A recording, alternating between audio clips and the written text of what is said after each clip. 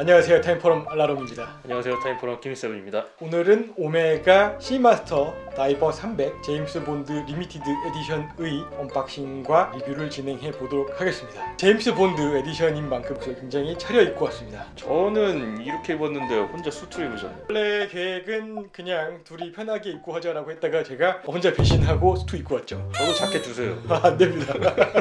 그래서 이 타이가 007 스카이폴의 다니엘 크레이그가 맸던 것과 같은 겁니다. 아 진짜요? 거짓말이에요. 그냥 집에 있는 거 그냥 가지고 왔습니다. 언박싱과 리뷰를 할 모델은 007 여왕 폐하 대작전의 50주년 기념하는 모델입니다. 1969년에 나온 007 시리즈 중에서 6번째에 해당하는 영화인데, 그 영화가 뭐가 특별한 게 있나요? 그래서 제가 좀 찾아봤는데 한만 봐도 없어요. 새로운 007 시리즈 이제 No Time to Die가 올해 4월 개봉 예정이죠. 다니엘 크레이그가 007 역할을 하는 마지막 영화입니다. 전작인 스펙터가 2015년에 개봉을 했죠. 영화와 영화 사이의 간격이 5년 정도 되다 보니까 오메가도 리미티드 에디션을 만들어내야 되는데 근거가 부족하지 않았나 싶어요. 여왕폐하 대작전까지 거슬러 올라간 게 아닌가, 그런 생각을 해봤습니다. 본격적인 언박싱을 시작해 보도록 하겠습니다. 박스가 거대하군요. 위에 은박으로 오메가 로고가 들어가 있습니다. 열어보도록 하겠습니다. 아휴, 박스도 잘 안 꺼지네요. 007 로고가 적혀있는 증서가 있는데 7007개 한정판을 의미하는 보증서 같습니다. 그 제품에 대한 스펙시트 같은 것도 이렇게 쭉 있고 오메가 CEO의 사인과 함께 이런저런 이야기들이 들어있습니다. 제임스 본드 가문의 문장이죠. 제임스 본드 에디션답게 탄두가 회전하면서 나갈 수 있도록 한 강선 모양을 박스 위에 만들어 놨고요. 스트랩 교체를 하는 친절하게 그림으로 들어가 있습니다. 이것만 보시면 어렵지 않게 따라서 하실 수 있도록 되어 있습니다. 근데 이거 보고 따라 한다고 해도 몇 번 해먹지 않나요? 해먹는 거는 사실이죠. 네. 키미세븐님이 규정하시는 융이 들어가 있고요. 카드 홀더처럼 생긴 게 있는데 원래는 보증서를 비롯한 카드들이 들어간다고 생각하시면 되겠습니다. 박스를 꺼내보도록 하겠습니다. 양쪽의 버튼을 누르면서 올리면 시계가 턱 하고 나오게 됩니다. 왼쪽으로 보시는 이것이 트래블 파우치입니다. 제임스 본드 가문의 문장이 그려져 있고 그 뒤에는 오메가와 강선 패턴을 넣은 장식이 들어가 있습니다. 여기에 브레이슬릿이 있고 브레이슬릿을 교체할 수 있는 툴이 여기에 이렇게 들어있는데 안 빠집니다. 오메가 로고가 들어가 있고요. 제가 본 스트랩 교체 툴 중에 제일 멋있는 것 같아요. 저도 그렇습니다. 클래스프를 보시면 007이라고 각인이 되어 있습니다. 역시 스페셜 에디션 남네요. 7007개의 리미티드 에디션임을 보여주고 있습니다. 여기에도 또 강선 패턴입니다. 케이스 자체도 너무 고급스러운 것 같아요. 진짜 스페셜 에디션다운 포스가 느껴지는 패키지라고 생각합니다. 시계 보기도 전인데 벌써부터 갖고 싶은 마음이 막 뿜뿜 솟아나고 있습니다. 사요 그러면. 그거요? 네. 쉽게 말씀하시죠. 이 모델 같은 경우에는 2018년 25주년을 맞이하면서 4세대에 접어든 시마스터 다이버 300이 베이스 모델이 됩니다. 무브먼트, 외관, 디테일 부분도 굉장히 많이 다듬어낸 것도 있고 시스루백을 채용하기도 했습니다. 케이스 피니싱도 굉장히 전반적으로 향상이 되었고 제임스 본드만이 가지고 있는 요소들을 보여주기 위해서 여기저기 곳곳에 많은 것들이 들어가 있는데 제임스 본드 에디션 중에서는 역대급으로 고급스럽지 않을까라는 게 제 생각입니다. 다이얼 역시 소재는 세라믹입니다. 레이저를 이용해서 강선 패턴을 새겼고 다이얼 중앙 바로 아래쪽에 보시면 ZR-O2라고 되어 있는 지르코늄 원소기로 다이얼 소재를 한 번 더 강조해주고 있습니다. 5분 단위는 동그란 인덱스를 사용했고 15분 단위는 바 인덱스를 사용했고요. 분 단위는 4분 단위로 묶여 있는데 4세대에 접어들면서 변경된 인덱스 디테일이라고 할 수 있겠습니다. 다이버워치답게 이런 디테일을 이용을 해서 어두운 곳에서도 잘 보일 수 있도록 되어 있고요. 바늘과 인덱스의 소재가 골드입니다. 인덱스의 형태나 바늘의 모양은 동일하지만 12시 방향의 인덱스는 확연하게 다른 모습을 보여주고 있죠. 이것이 바로 제임스 본드 가문의 문장. 아까 그 패키지에서 보셨던 그 사자가 있는 그 문장에서 가운데 있는 따로 부분만 떼와서 이제 인덱스로 디자인을 한 거죠. 10시 방향 도트 인덱스 보면은 다른 인덱스와 다른 점이 없어 보이지만 야광이 발광하는 어두운 곳에 들어가면 인덱스 쪽에 있는 숫자 50이 나타나게 됩니다. 베젤 소재는 스테인리스 스틸을 사용했습니다. 병뚜껑 느낌을 주는 가공이 들어있고 조작하기 쉽도록 되어 있는 기능적인 요소이면서 미적인 요소 같습니다. 베젤 인서트의 소재는 세라믹 300인데 숫자 10부터 인덱스 같은 경우에는 화이트 에나멜을 이용을 해서 세라믹과 대비를 이뤄서 더욱더 선명하게 보이도록 하고 있습니다. 베젤을 돌려보겠습니다.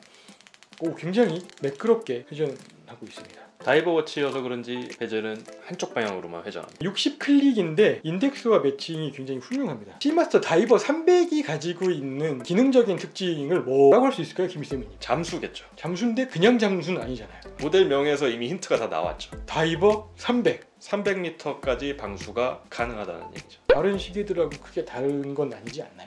근데 그 정도까지 내려가려면은 특별한 장치가 필요하죠. 헬륨 배출 밸브입니다. 바다를 깊이 내려가서 잠수나 수중 활동을 하기 위해서는 포화 잠수라는 기법을 활용을 해야 되는데 산소와 헬륨이 섞인 가스를 챔버 같은 곳에서 공급을 받는다고 해요. 근데 헬륨이 그 입자가 굉장히 작기 때문에 시계 안으로 파고들어서 시계 안에 오는데 만약에 그 상태에서 그대로 물 밖으로 나오게 될 경우에는 수압이 줄어드니까 헬륨도 점점 부피가 커지겠죠. 케이스 내부에서 폭발하는 듯한 뚫고 나오려고 하죠. 네. 실제로 과거에 헬륨가스 배출 밸브가 없는 다이버 워치를 착용한 포화 잠수를 한 이후에 유리가 튀어나가거나 깨지거나 하는 일이 있어 보니까 포화 잠수 사양에 대응하기 위해서 헬륨가스 배출 밸브를 만든 거죠. 10시 방향에 보시는 이것이 바로 헬륨가스 배출 밸브입니다. 과거에 크라운과 굉장히 똑같이 생긴 형태여서 헷갈리는 분들이 있었는데 이번 4세대에 접어들면서 모양은 조금 달리 했습니다. 크라운은 이렇게 평평하게 생겼다면 헬륨가스 배출 밸브는 폭이 줄어드는 형태가 있고 조작법은 스크류다운 크라운하고 크게 다르지 않습니다. 가볍게 풀어주시면 됩니다. 자세히 보시면 틈 사이로 빨간색 라인이 드러나게 됩니다. 빨간색이 보이면은 푼 거고 안 보일 때는 잠겨 있다는 얘기예요. 그렇죠. 그렇게 표시가 되도록 되어 있는 것도 4세대의 변경점이 아닐까 합니다. 근데 이 시계를 사는 분들이 물에도 안 들어가는데 이걸 쓸 일이 있을까요? 한번 들어가 보시죠. 줄 생각인가요? 케이스는 스테인리스 스틸 소재를 사용을 했는데 가장 눈에 먼저 들어오는 부분은 러그입니다. 모서리 부분을 굉장히 드라마틱하게 깎아낸 이런 라인을 드러내고 있습니다. 비트는 것처럼 러그가 이렇게 꼬이듯이 들어가면서 면을 나눠서 피니싱을 다르게 처리했어요. 모서리 부분은 유광 가공을 했고 측면 부분은 헤어라인 무광 가공을 해서 유광과 무광이 절묘하게 섞이도록 배치를 했습니다. 다이버 워치인데도 날렵하게 보이는 것은 러그 덕분이 아닌가라는 생각을 하고 있고 이제 러그에서 크라운 가드로 이어지게 됩니다. 크라운을 보호할 수 있게 되어 있고요. 리미티드 에디션을 자랑하기 위해서 골드 플레이트가 숫자와 함께 들어 있습니다. 네, 방수 기술이 향상돼서 그런 건지 아니면은 다이버 워치를 차고 물에 들어가지 않는 것을 시계 브랜드들이 아는 건지 모르겠지만 요즘에는 시스루백인 경우가 많고 100m, 200m는 그래도 보이는 편이었는데 300m 방수인 경우에는 사실 좀 드물었죠. 프로페셔널한 다이버 워치에서는 그렇게 자주 볼 수 있는 것은 아닙니다. 조금 재밌는 게 하나 있죠. 네이드락이라고 표시되어 있는 이 부분인데 리미티드 에디션 다이버 300 방수 표시 네이드락 이렇게 되어 있는데 이 위치가 지금은 맞춰져 있는 거잖아요. 근데 수리를 위해서 하거나 오버홀을 위해서 한번 풀었다가 다시 닫는 경우에는 이 위치대로 안 가는 게 사실은 대부분이죠. 그 위치가 바뀌기 때문에 그게 또 마음에 안 드시는 분들도 있고 따지면서 이게 왜 여기 와 있냐는 그런 경우도 있는데 이건 어떻게 방법이 없었습니다. 근데 오메가가 이 기술을 이제 개발을 해서 케이스백이 언제나 같은 위치에 오도록 사실상 이 시계 변태들을 위한 기술이라고 할 수 있죠. 네? 저요? 알라모님께서? 네. 근데 물론 이렇게 되었을 때 보기에는 굉장히 좋습니다. 4개 방향으로 각각의 텍스트들이 딱 위치를 맞춰져 있기 때문에 보기 좋은 건 사실이고 조만간 크라운도 네이드락처럼 정복되지 않을까라는 생각을 해봤습니다. 잊을만 하면 나오는 주제가 바로 요 정위치입니다. 그냥 크라운을 푸세요. 잠그지 말고 그냥 위치에 맞춰서 푸세요. 그냥 드레스워치를 사라고! 칼리버 8800이라고 하는 오메가가 인하우스에서 개발한 무브먼트를 볼 수 있고요. 케이스백에도 제임스 본드 가문의 문장이 들어가 있습니다. 특별함은 살렸는데 대신에 무브먼트를 가려서 제대로 좀 감상하기가 좀 어려워요. 네. 표면 가공 패턴이 조금 다르죠? 아라베스크 패턴이라고 하는데 제네바 스트라이프의 변형이라고 생각하시면 됩니다. 제네바 스트라이프가 정적인 패턴이라고 하면 아라베스크는 바람개비가 도는 듯한 패턴을 보여주고 있고 실제로 로터가 이렇게 뱅글뱅글 돌아가면 훨씬 더 역동적으로 보이는 패턴입니다. 신형 칼리버 8000번대 무브먼트들은 헤어스프링도 이제 신소재를 쓰고 있잖아요. 실리콘을 쓰고 있죠. 네. 자성에 강하고 가볍고. 오메가가 실리시움 부품을 적극 사용하면서 만든 규격이 바로 메타스라고 하는 규격인데 오차나 뭐 이런 굉장히 많은 내용들이 들어있는데 그 중에서 가장 좀 두드러진 부분이 자성이죠. 메타스 인증서를 받은 무브먼트들은 무려 15,000 가우스의 자성을 견뎌낼 수 있습니다. 15,000이 어느 정도인가요? 암페어 퍼 미터로 환산하면 110만 9천 정도의 암페어 퍼 미터의 성능인 것이고 내자성 시계의 가장 최소 단위가 4,800 암페어 퍼 미터거든요. 이 정도 수치면은 실제로 일상생활에서 나타나는 자성으로는 전혀 영향을 안 받는 수치입니다. 조작을 해보도록 하겠습니다. 다이버 워치이다 보니까 크라운은 당연히 쿨다운입니다. 와인딩을 해보면 와인딩이 굉장히 스무스합니다. 걸리는 느낌이 없고 그렇다고 크라운이 무겁게 느껴지지도 않고 사각사각하는 소리도 거의 들리지 않습니다. 한 칸 당기면 날짜 조정이고요. 요 70,007의 폰트로 변경이 됩니다. 이게 완전 그 키포인트인 것 같아요. 이 시계. 한 칸 더 당기면 크라운 포지션 2가 되었고 크라운을 돌리는 만큼 시간이 잘 돌아가고 있고 핵 기능을 가지고 있는 무브먼트이기 때문에 크라운을 2단으로 당기는 순간 초침이 멈추게 됩니다. 기본적으로 보면 이 시계는 스트랩이 러버밴드네요. 아무래도 다이버 워치이다 보니까 편하게 착용할 수 있는 러버밴드를 체결을 해놓은 것 같습니다. 추가적으로 브레이슬릿이 증정된다는 것은 언박싱에서 확인할 수 있는데 레귤러 모델은 둘 중에 하나를 선택해야 되잖아요. 그게 싫다고 생각하시는 분은 이걸 사시거나 게이트가 없는 골드 케이스와 세트인 모델이 있거든요. 두 개가 같이 세트인 모델. 네, 그거 사시면 됩니다. 그거는 패키지도 훨씬 좋더라고요. 더 비싸겠죠? 2배 이상 비싸지 않을까요?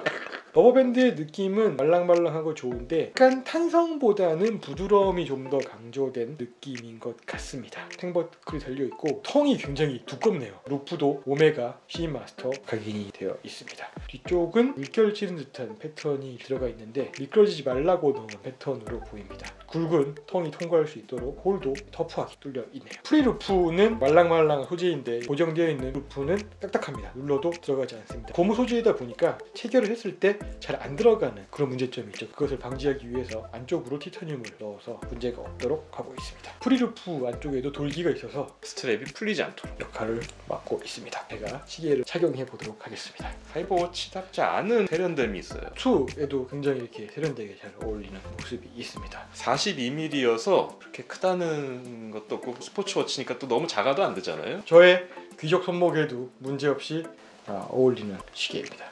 자, 이렇게 해서 저희가 오메가 시마스터 다이버 300 제임스 본드 에디션을 한번 리뷰해 봤고요. 하고 싶은 생각이 점점 더 듭니다. 이 시계는 저도 처음 나왔을 때 너무 잘 만들었고 갖고 싶다라는 생각이 강하게 들 시기였어요. 4세대에 접어들면서 모든 면에서 상품성을 업그레이드한 시계이기 때문에 레귤러 에디션도 굉장히 매력적인데 제임스 본드 에디션만의 깨알같은 디테일들을 담아서 훨씬 더 매력적인 모델이 아닌가라는 생각이 좀 드는데요. 스펙이나 성능, 제임스 본드라는 아주 흥미로운 스토리를 전부 다 가지고 있는 이 시계 굉장히 매력적입니다. 가격도 810만 원. 레귤러 에디션 러버밴드 사양이 610만 원인 걸 고려했을 때 추가로 브레이슬릿을 주고 큰 패키지도 주고 가격이 나쁜 건 아닌 것 같아요. 오히려 좋은 게 아닌가라는 생각이 들 정도로 매력이 있고 7007개이기 때문에 뭐 구하기도 아주 어렵진 않을 것 같다는 생각이 듭니다. 오메가 약 발랐나 봐요.